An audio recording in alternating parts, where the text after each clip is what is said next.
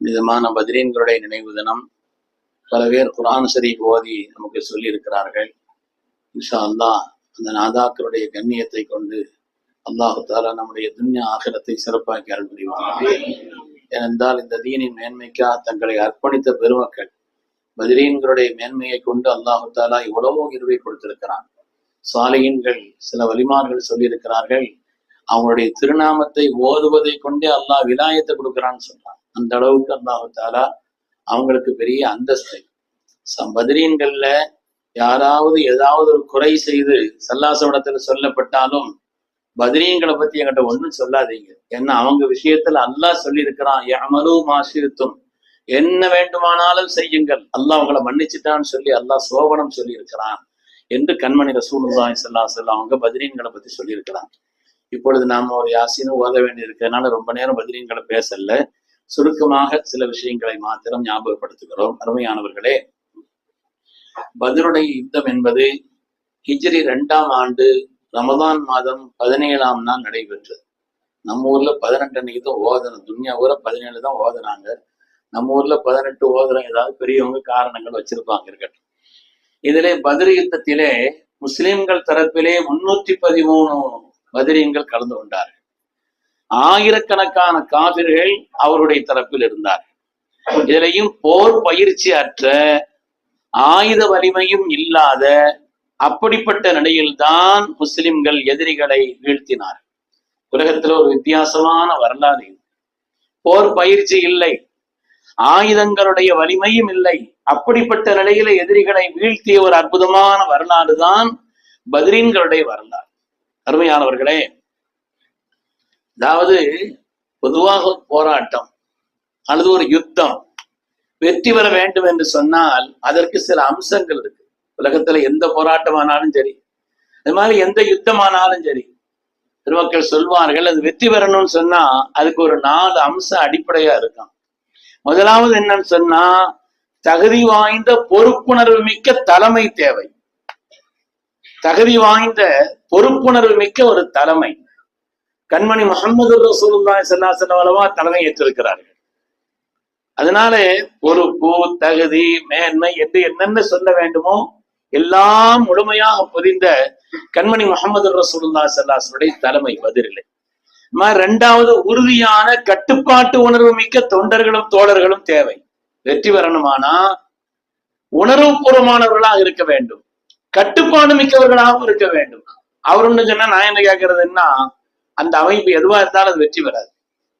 உணர்வுபூர்வமானவர்களாக இருக்க வேண்டும், கட்டுப்பாடுடையவர்களாகவும் இருக்க வேண்டும். அதனாலதான் பத்ரீன்களை பொறுத்தவரையில் அப்படிப்பட்ட உணர்வுபூர்வமாக இருந்தார்கள், கட்டுப்பாடு மிக்கவர்களாகவும் இருந்தார்கள். கட்டுப்பாட்டுக்கு மாற்றமான ஒரு நிலையிலே தாலூத்தினுடைய கூட்டம் இருந்த பொழுதுதான் அல்லாஹு தஆலா அவர்களை ஒரு சின்ன சோதனை வைத்து கட்டுப்பாடு இல்லாதவர்களை நீக்கிவிட்டான். இங்க எண்ணிக்கை கம்மியா இருந்தாலும் சரி, கட்டுப்பாடா இருந்தால், உறுதிமிக்கவர்களாக இருந்தால் வெற்றி நிச்சயம். எண்ணிக்கை ஜாஸ்தியா இருக்கணுங்கிறது இல்லை. அதனால 2வது சொல்வார்கள், கட்டுப்பாடு மிக்க, உறுதியான, ஆற்றல் மிக்க ஒரு தோழர்கள் அமைந்திருந்தார் என்று சொன்னால் அது நிச்சயமாக வெற்றி பெறும். 3வது, வெற்றியை நோக்கிய தெளிவான திட்டம், சரியா திட்டமிடுறது.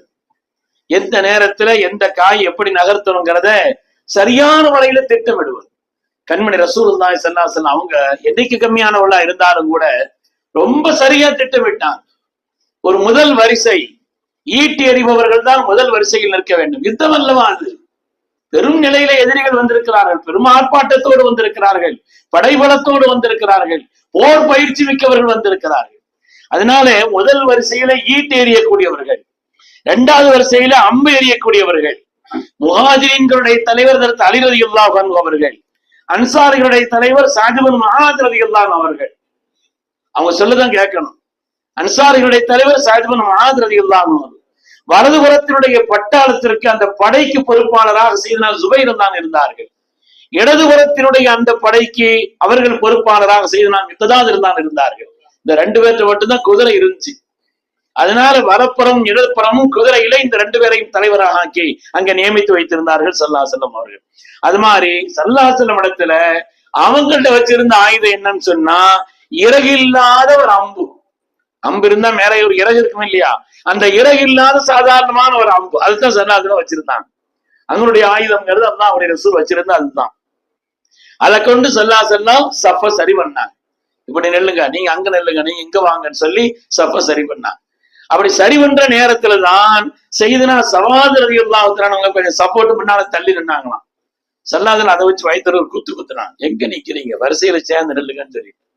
அவங்க சொன்னாங்களா, நாயகமே என்ன நீங்க ரொம்ப வேதனைப்படுத்திட்டீங்க, இதுக்கு இப்போ நான் ஒரு பகரம் வாங்குறேன் நாயகம், இதுக்கு ஒரு பகரம் வாங்க, நீங்க ரொம்ப நீதமான ஆளு, ஹக்கான ஆளு, நீங்க சத்தியத்தை கொண்டும் நீரத்தை கொண்டும் அனுப்பப்பட்ட தாங்களுக்கு நான் ஒரு பகரம். சஹாபிகள்லாம் என்ன நினைச்சிட்டு இருக்காரு இந்த மனுஷன், எங்க நிக்கிறான், இவர் என்ன பேச்சு பேசிட்டு இருக்கிறாரு அப்படின்னு நினைச்சாங்க. அவர் உறுதியா இருந்தார். சொன்னாங்க, சரி என்ன செய்யணும்னு கேட்டாங்க. நானும் ஒரு குத்து குத்தணும்னாரு. நானும் உங்களை ஒரு குத்து குத்தணும். சரி குத்திக்கங்க முடிங்க அப்படின்னா. நீங்க குத்தும் பொழுது என் வயிறு வேர்மணியா இருந்துச்சு, இந்த பகுதியில வந்து காலியா இருந்துச்சு. இப்ப நீங்க வந்து என்ன செஞ்சிருக்கிற, மேல உங்க பகுதியில அந்த ட்ரெஸ் இருக்கு, அதனால நான் அந்த வயிற்று பகுதியில குத்தணுமானா அந்த இடத்தினுடைய அந்த ட்ரெஸ் கொஞ்சம் ஒதுக்கி கொடுக்கணும்னு சொன்னா. அப்படியா, சரின்னு சொல்லாத ஒதுக்கி கொடுத்தான். ஒதுக்கி கொடுத்ததுதான் தாமதம். அதற்கு செய்தனா சவாது ரலியல்லாஹு தஆலா அவர்கள் கண்மணி முஹம்மது ரசூலுல்லாஹி ஸல்லல்லாஹு அலைஹி வஸல்லம் அப்படியே கட்டி பிடிச்சி ஒக்கப்பல பத்தணும் வயிற்றுல ஒரு முத்தம் கொடுத்தான். என்ன செய்யறீங்க சவாதுன்னு கேட்டான்.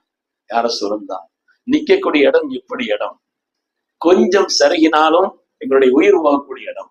அப்படிப்பட்ட இந்த இடத்திலே என்னுடைய வாழ்க்கையின் கடைசியாக கண்மணி முஹம்மது ரசூலுல்லாஹி ஸல்லல்லாஹு அலைஹி வஸல்லம் திருமேனியும் என் மேனியும் பட்டது என்ற ஒரு வாக்கியத்தை பெற்றவனாக நான் இருப்பேன் அல்லவான்னு சொன்னான். ஸல்லல்லாஹு துஆ செய்தாங்க.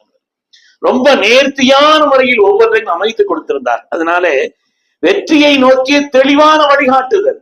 இப்படி அப்படின்னு இல்லை, எண்ணிக்கை கம்மிதான், ஆனா தெளிவான வழிகாட்டுதல். எல்லாவற்றையும் விட மேலாக ரப்பினுடைய கருணையை எதிர்நோக்கிய ஒரு உன்னதமான ஒரு நிலைப்பாடு. நம்மள்ட்ட அது இருக்குது, இது எதுவும் இருக்கலாம், யாரை கொண்டு எதுவும் நடக்கலாம், இல்லாமலும் போகலாம். பெரிய பெரிய கெட்டிக்காரங்க தோத்து போவாங்க, திறமை உள்ளவங்க தோத்து போவாங்க, அப்பா சிற்பம் அவையா இருக்கிற வெற்றி வச்சிருவாங்க உலகத்துல பாக்குறோம். அதனால ரப்பினுடைய அருளை நோக்கிய அந்த ஒரு அணுகுமுறை ஸல்லல்லாஹு அலைஹி வஸல்லம் வேற எங்க இப்படி துஆ செய்யல. யா ஹய்யு யா கய்யூம், யா ஹய்யு யா கய்யூம் பிரஹ்மதிக நஸ்தகீஸ். சுஜூதில் கடந்து அவ்வளவு ஓதுனாங்க ஸல்லல்லாஹு அலைஹி வஸல்லம்.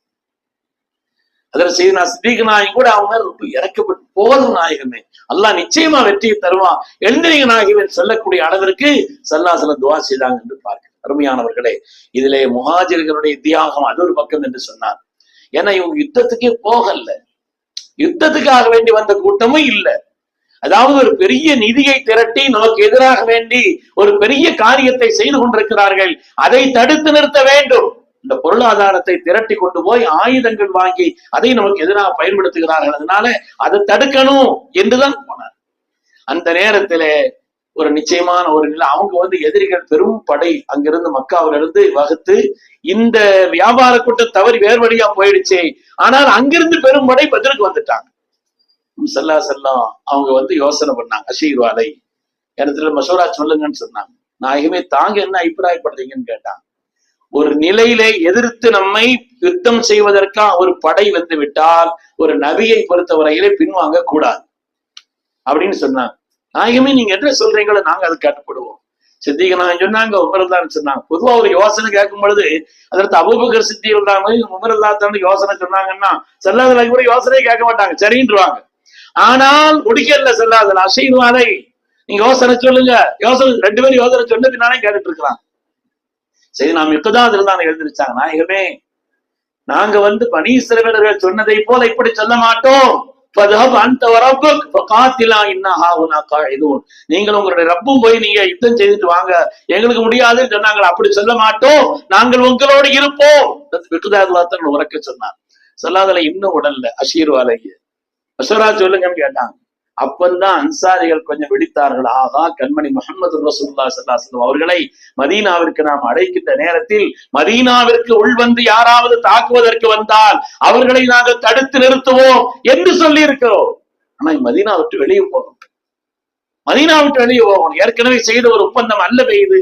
எனவேதான் நம்முடைய மசூராவை தான் ஸல்லல்லாஹு அலைஹி வஸல்லம் எதிர்பார்க்கிறார்கள் போல் தெரிகிறது என்று நினைத்துக் கொண்டு செய்தனா சஅத் இப்னு முஆத் ரலியல்லாஹு தஆலா அவர்கள் சஹாபிகளுடைய அன்சாரிகளுடைய கூட்டத்திலிருந்து செய்தனா சஅத் இப்னு முஆத் வாழ்க்கையில மறக்க கூடாத மா மனிதர்கள்.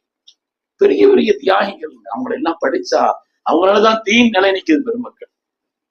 சஅத் பின் முஆத் ரலியல்லாஹு அன்ஹு அவங்க எழுந்திருச்சு அவங்க கேட்டாங்க, வல்லாஹி லகன்னமா துரீதுனா யா ரசூலல்லாஹ், நாயகமே எங்களை தான் நீங்க எதிர்பார்க்கிற மாதிரி தெரியுது, அப்படியா நாயகமே? ஆம் அப்படின்னு சொன்னாங்க. ஆமான்னு சொன்னாங்க. உடனே அவங்க ஒரு பிரசங்கம் செய்தாங்க. வரலாற்றுல சில பிரசங்கங்கள், ஈமானிய இஸ்லாமிய வரலாற்றிலே சில பிரசங்கங்கள் மறக்கவே முடியாது. ஸல்லல்லாஹு அலைஹி வஸல்லம் ஹஜ்ஜத்துல் வதால செய்த பிரசங்கம் மாதிரி, சித்தீக்குல் அக்பர் ரலியல்லாஹு தஆலா அவர்கள் ஸல்லல்லாஹு அலைஹி வஸல்லம் வஃபாத்தான நேரத்தில் செய்த பிரசங்கம் போல வரலாற்றிலே ஆக தலை சிறந்த பிரசங்கங்கள் என்று சிலவற்றை எழுதுகிறார்கள். அதில் ஒன்றுதான் சஅத் பின் முஆத் ரலியல்லாஹு தஆலா அவர்கள். சொல்லுங்க ரலியல்லாஹு அன்ஹு. பெரிய பாக்கியமானவங்க, பெரிய பாக்கியமானவங்க. ஹதரத் சையதுனா சஅத் பின் முஆத் ரலியல்லாஹு தஆலா எழுந்திருச்சு ஒரு அற்புதமான பிரசங்கம் செய்தார்கள். யா ரசூலல்லாஹ் லகத் ஆமன்னா பிக் வஸத்தக்னாக் வஷஹித்னா அலா அன்ன மா ஜீத பிஹி ஹுவல் ஹக் வஆதைனாக அலா ذلك உஹூதனா ஃபம்லி யா ரசூலல்லாஹ் லிமாரத். சொன்னாங்க, நாயகமே நாங்கள் உங்களை ஈமான் கொண்டிருக்கிறோம், நீங்கள் கொண்டு வந்ததெல்லாம் ஹக் என்று நாங்கள் நம்பி இருக்கிறோம், உங்களிடத்தில் நாங்கள் ஒப்பந்தம் செய்திருக்கிறோம், நீங்கள் எதை நாடுகிறீர்களோ அதை செய்யுங்கள் நாயகமே, உங்களோடு நாங்கள் நிற்போம்.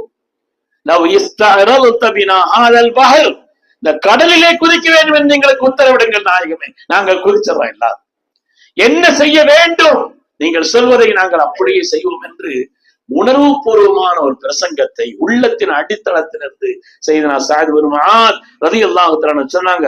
மா தகல்லப பினா ரஜுலுன் வாஹிதன், ஒரு ஆள் எங்களில் யாரும் பின்னோக்கி செல்ல மாட்டார், எங்களில் யாரும் ஒருவர் கூட பின்னோக்கி செல்ல மாட்டார்கள்.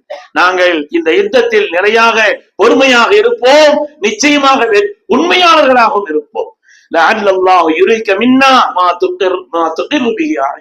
உங்களுடைய கண்குளிர்ச்சி ஏற்படக்கூடிய அளவிற்கு எங்களை நீங்கள் பார்ப்பீர்கள், எங்களுடைய நிலை எப்படி இருந்துச்சுங்கிறத நீங்க சந்தோஷமாக பார்ப்பீர்கள் என்று அதற்கு சையதுனா சஅத் பின் முஆத் அல்லாஹ் தஆலா அல்லாஹ்வுடைய பரக்கத்தை கொண்டு நாட்டத்தை கொண்டு நாயகமே நீங்கள் செல்லுங்கள் என்று அவர்கள் உத்தரவிட்டார்.